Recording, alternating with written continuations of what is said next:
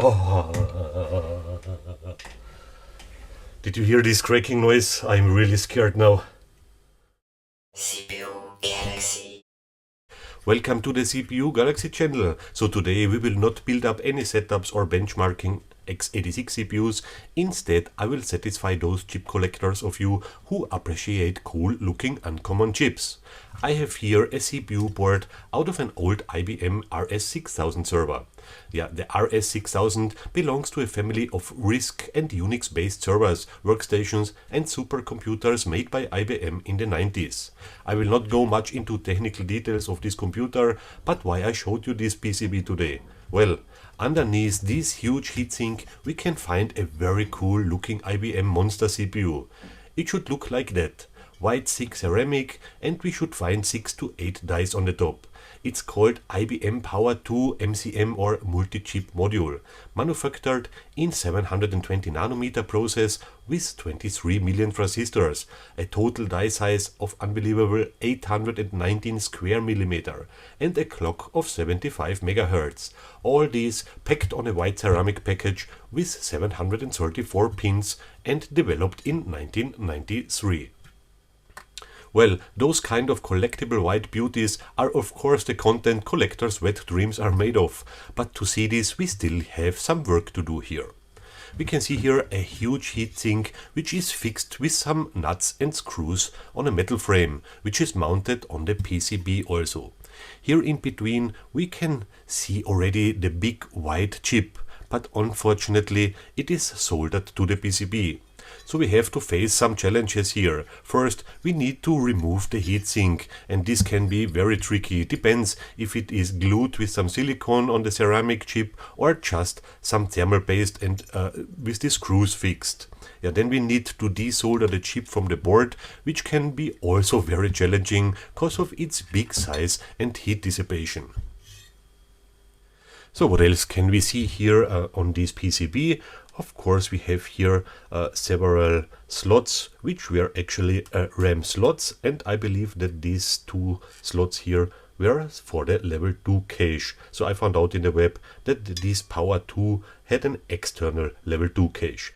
So what else do we have here? A big connector for the power supply, and here we can see also some nice white IBM chips. These are actually BGA or ball grid array chips. Yeah, some support chips, whatever, we cannot identify it nicely, but nevertheless I will also try to desolder those to have them for my collection. Yeah, a friend of mine who already disassembled a board like that sent me over some pictures how it looks underneath the heatsink and how it is assembled. So this is a bit of help for me. Yeah, let's see. So what I'm going to do now is I will remove the screws and the nuts here. Then I will heat up the whole heatsink and the chip to make the thermal paste and maybe glue, which is underneath here, also a bit more flexible. My plan then is to be able to remove the heatsink by forcing a knife into the gap between the metal frame and the heatsink. So let's see if this is going to work out. Yeah, first priority of course is not to damage the ceramic or any parts on the top of the chip. So those imbus screws are not that tight, so they are easy to remove.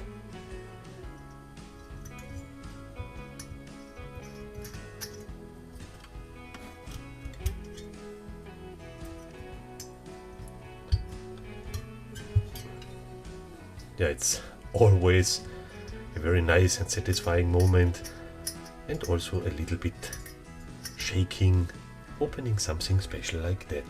So we removed now the 4 imbus screws. Unfortunately I don't have the right tool for this, but yeah, they're also not that tight and it works quite fine.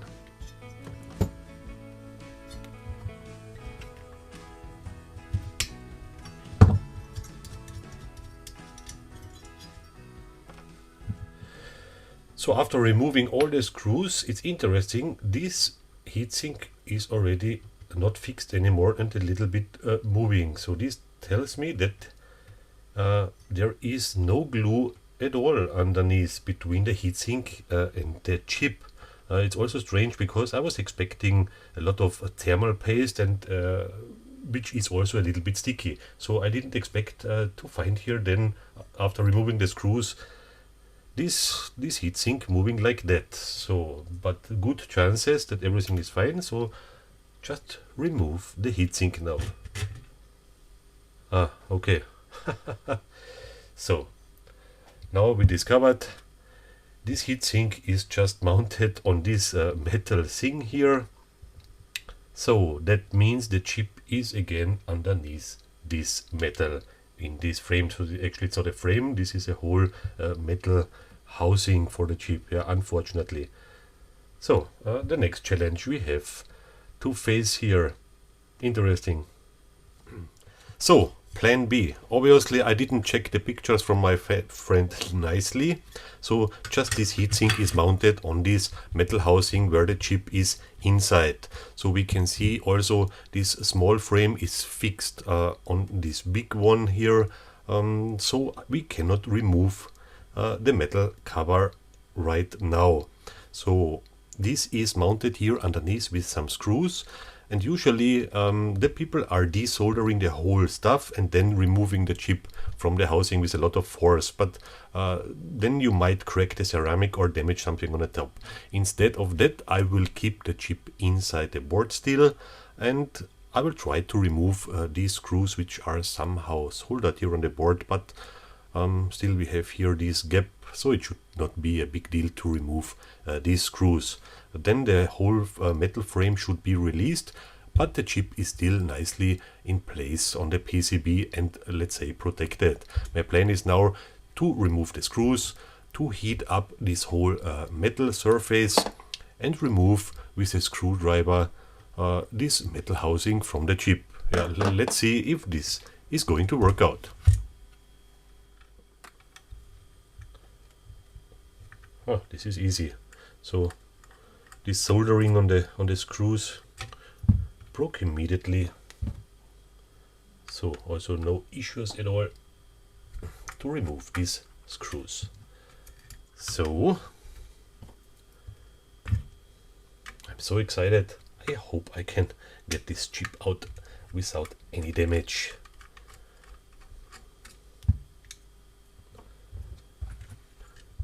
So yeah, the frame is definitely released now from the PCB.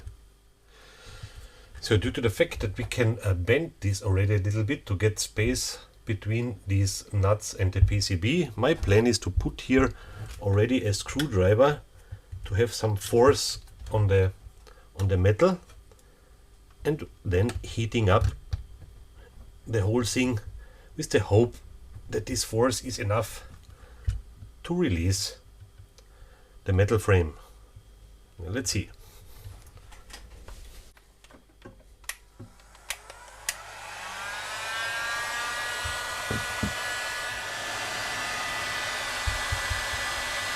So this thing is getting already hot.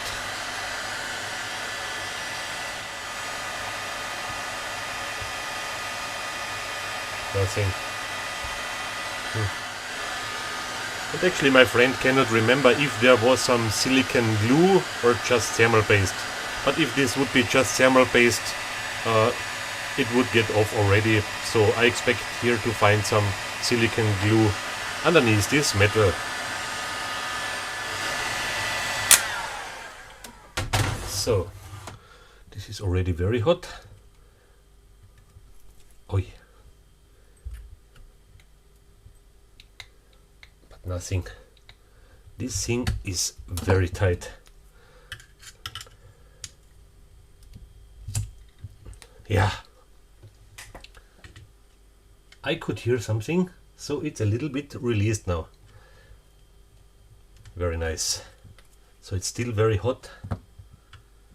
So, and let's try to get a screwdriver here underneath. So actually I have hope. I have hope that this can work out.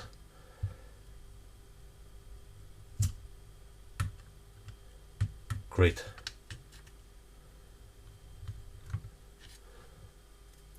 So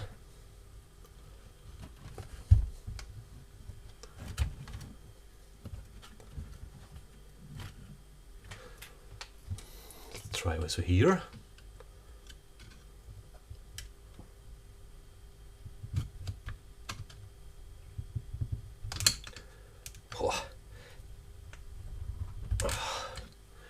This thing is very tight here.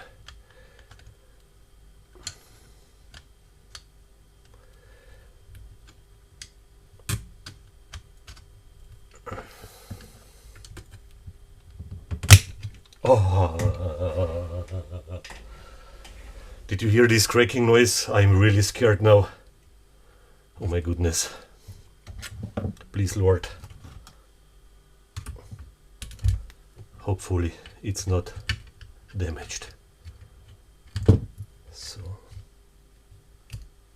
oh, it's released. I can remove it. So the moment of truth, is coming live in the camera. So I'm really shaking now, and I hope so much that the chips and everything in the ceramic is not damaged here underneath. Oh, it's still hot. Shit. I cannot touch it actually. So, look at that. So, and I was wrong. Obviously the frame is not connected, so, but anyhow we managed. Look at this beauty. So we can see 1, 2, 3, 4, 5, 6, 7, 8 dice. Very nice here, some decoupling capacitors, and actually those ones are also very sensitive to rip them off of the ceramic. So I'm also very happy that they are still here intact. So I'm already very happy, and my stress is a little bit released now. We just need to remove the frame. Look, we can remove it, it's not fixed anymore. And as I mentioned, we have here some thermal paste, and this gray stuff around the edges here is some silicone glue. Therefore it was so strongly connected to the metal frame. Yeah, and the last step we have to do is removing this monster ceramic chip from the PCB. So I will also use a hot air gun for that, to desolder it. The only thing we need to take care is that the ceramic substrate don't get too hot, because this might stress the dies too much, or also these decoupling capacitors, they come off very easily, also if you heat it up too much. But let's see how we will build up this setup for desoldering. My plan is just to have it in that position, heat up the area where the chip is soldered until the soldering gets weak and the chip is falling down automatically due gravitation. Improvised setup is ready with some heatsink. I gave here some distance, and the board is nicely leveled here on the top. So the plan is now heating up this area until the soldering is melting, and the chip should be able to fall nicely and soft here underneath without damaging anything. So I'm pretty curious if this is going to work. So then let's go.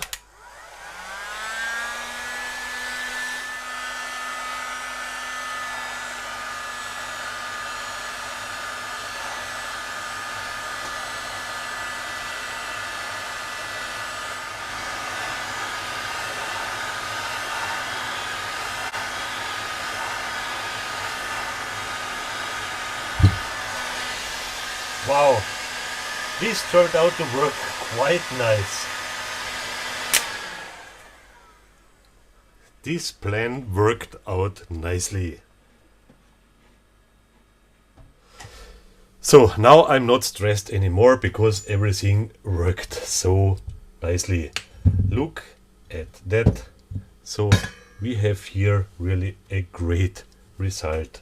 So let me zoom in here a bit. So it's still quite hot, but we can see all the pins are nice and straight. There is not much soldering left on the pins, so also here no cleaning is needed. So still hot. Let's wait a little bit until we can turn it over. So now it's cooled nicely and we can check if everything is fine. So it's still a bit warm. So, and look at this beauty. Very, very nice. We have no damage on the ceramic, obviously no damage on the dies, and also our decoupling capacitors are still here. So I'm very happy with the result. The only thing which we need to do now is to give a proper cleaning.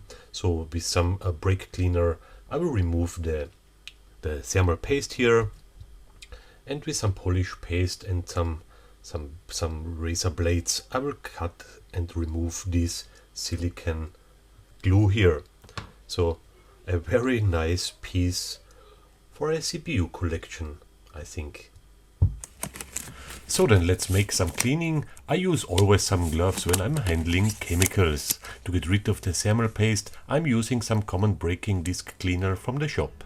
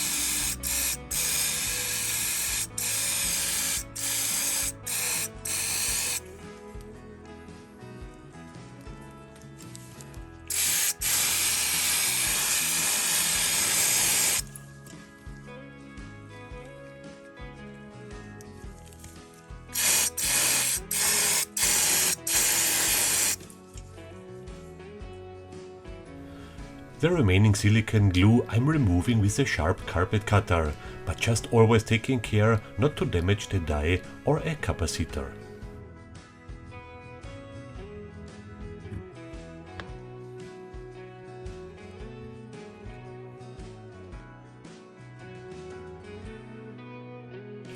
Then a soft cleaning with some bath cleaner and a toothbrush under the water turns this chip into a real beauty.